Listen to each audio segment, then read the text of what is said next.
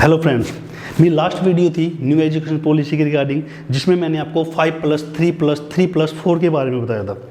लेकिन कुछ क्वेरी आई थी मेरे पास कि इसके बाद जो कॉलेज की लाइफ है उसमें क्या चेंज आया। इसके बारे में बताने से पहले आपको छोटी सी बात बताऊं कि न्यू एजुकेशन पॉलिसी 2020 जो है, इससे पहले अगर हमारी एजुकेशन को देखता था तो वो MHRD देखता था। हमारी शिक्षा को कौन देखता था? MHRD। और जिसका GDP था, जो GDP का पेयर था वो था 3%। लेकिन अब एजुकेशन सिस्टम को एजुकेशन मिनिस्टर देखेगा, मिनिस्ट्री ऑफ एजुकेशन, मतलब कि इसका मिनिस्ट्री अलग बना दिया गया। पहले हम MHRD के थ्रू देखते थे, अब मिनिस्ट्री ऑफ एजुकेशन इसको देखेगा। प्लस में जो एजुकेशन पे पहले GDP का 3% आता था वो दुगना कर दिया गया है, मतलब कि 6%। अब 6% कर दिया गया तो शिक्षा पे पैसा ज़्यादा आएगा, बच्चों के लिए ड्रेस, बुक्स वगैरह, एक्टिविटीज़, प्ले गेम दुगना। सपोज करो कि किसी की सैलरी 1 लाख है, 2 लाख हो जाए तो बहुत कुछ चेंज करने की सोचेगा वो। अब बच्चे को 12th के बाद पहले क्या करना था? BA, BCom वगैरह वगैरह। यहाँ पे भी बच्चा 12th करेगा, लेकिन 12th के बाद बच्चा क्या करेगा? BA, BCom वैसी होगी जैसे पहले होती थी या कुछ चेंज होगा? तो बहुत सवाल थे और यहाँ पे चेंज हो रहा। क्या हो रहा? यहाँ पे चेंज है। यहाँ पे 12th के बाद बच्चा जो पहले क्या करता था, BA, BCom, BSc 3 साल की। अब मैं पहले बता चुका हूँ, लास्ट वीडियो में मैंने बताया था कि स्ट्रीम को हटा दिया गया। तो यहाँ पे पहली बात तो अगर बच्चा कुछ करेगा BA, BCom नहीं, वो सिर्फ बैचलर करेगा। क्या करेगा? बैचलर। BA, BCom का रोल नहीं है ना BSc का रोल है। यहाँ पे बच्चे के साथ क्या है कि 12th के बाद वो बैचलर करेगा। और बैचलर कंडीशन कितने साल की कर दी? 4 साल की कर दी। अब बैचलर 4 साल की है तो किस प्रकार से की है?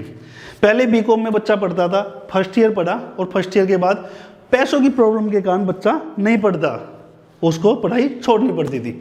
यहाँ सिस्टम क्या? अगर बच्चा BCom या BCom ना करके बैचलर अगर करता है और फर्स्ट ईयर करके वो छोड़ लेता है तो कोई इश्यू नहीं होता।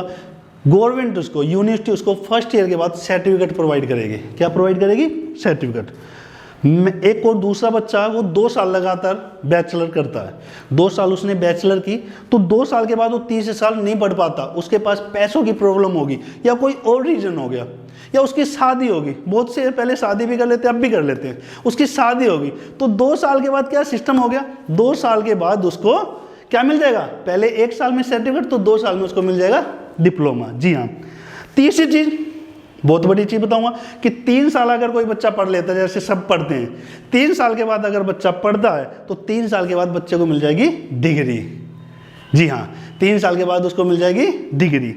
अब 4 साल की होगी बैचलर। यहाँ तो मैंने पहले बताया कि पहले बैचलर 3 साल की थी, यहाँ पे बैचलर होगी 4 साल की।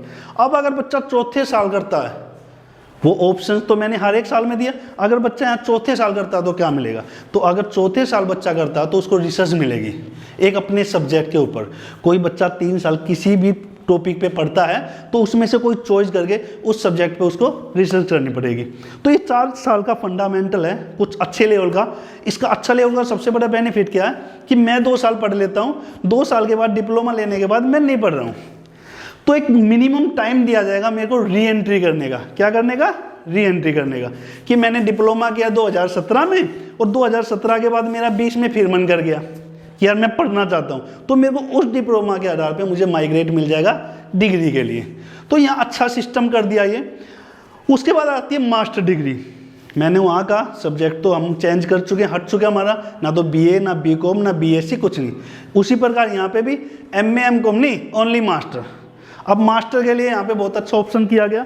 अगर कोई बैचलर करके आता है तो मास्टर कर सकता है, लेकिन डिप्लोमा करके मास्टर बच्चा नहीं कर पाएगा।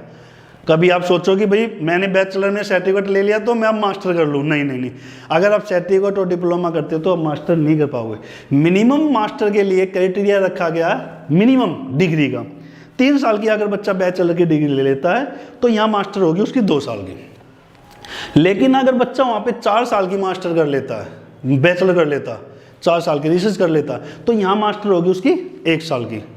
तो ये बेनिफिशियल है। ये टॉपिक, ये जो एजुकेशन पॉइंट है, ये बहुतों के लिए बहुत बेनिफिट है।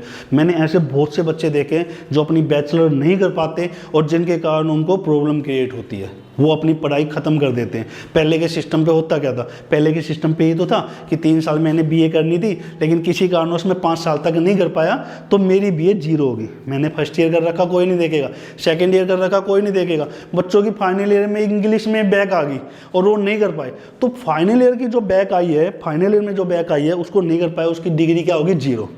यहाँ गवर्नमेंट ने इस सिस्टम को हटा दिया है। बच्चा अगर पढ़ता है, बच्चा 2 साल कर लेता है तो डिप्लोमा के बेस पे उसको आगे डिग्री के लिए री एंट्री मिल जाएगी। कभी भी उसको एक समय दिया जाएगा, according to university, according to condition समय मिलेगा। दूसरा, मैंने आपको पहले बताया कि जीडीपी पहले 3% एजुकेशन को देती थी, अब 6%, दुगना हुआ। इसके अलावा एक और गवर्नमेंट बेनिफिशियल दे रही है हमको कि जो फॉरेन की यूनिवर्सिटी थी, बहुत सी, ऑक्सफोर्ड यूनिवर्सिटी है, बहुत बड़ा नाम है, या अलग अलग कंट्रियों की है, तो उन दूसरी कंट्री की यूनिवर्सिटी को हमारे देश में ओपन किया जाएगा। बहुत बड़ा पॉइंट है। मैं पढ़ना चाहता हूँ, कनाडा जाना चाहता हूँ, मैं जर्मनी जाना चाहता हूँ, मैं न्यूजीलैंड जाना चाहता हूँ, लेकिन ये सिस्टम अब हट जाएगा। बच्चा यहीं पे हमारे देश में ही दूसरी कंट्री की यूनिवर्सिटी बनाने की प्लानिंग हो चुकी है और ये यूनिवर्सिटी भी बनेगी। जैसे जैसा सिस्टम है, देखो कोई भी चीज़ स्टार्ट होती है तो उसमें समय लगेगा, लेकिन उसका प्रोजेक्शन बहुत अच्छे लेवल का हमारे देश में दे रखा, और ये प्रोजेक्शंस कहीं ना कहीं एजुकेशन सिस्टम को बहुत ज़्यादा बढ़ाएगा। तो ओके, थैंक